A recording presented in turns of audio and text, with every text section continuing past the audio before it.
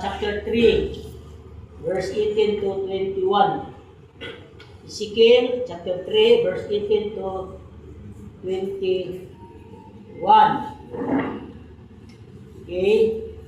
Kung muingon gani ako sa taong dautan, mamatay ka.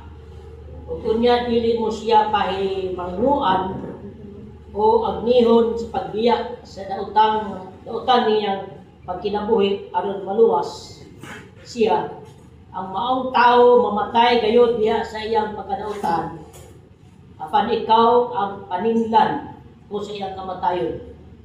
Apan kung pasidan-an mo ni siya o dili mo siya apan kung pasidan-an mo siya o dili siya magtagad kanimo, mamatay siya diha sa iyang pagkadautan, apan dili ko ikaw silutan. 20.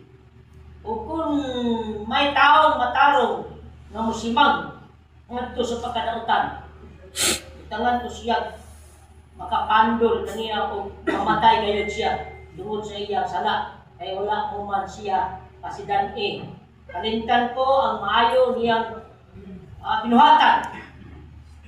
Kalimtan ko ang maayo niyang binuhatan, apan ikaw ang paningan ko sa iyang kamatayon. 21. Apan kung kahimanuan ko siya, aron dili siya magpakasaba o sundon niya ang imong tambang, dili siya mamatay o dili kausap silutan. Ang Diyos mo, tulong manalangin siya mga tulong, ato ang nabasa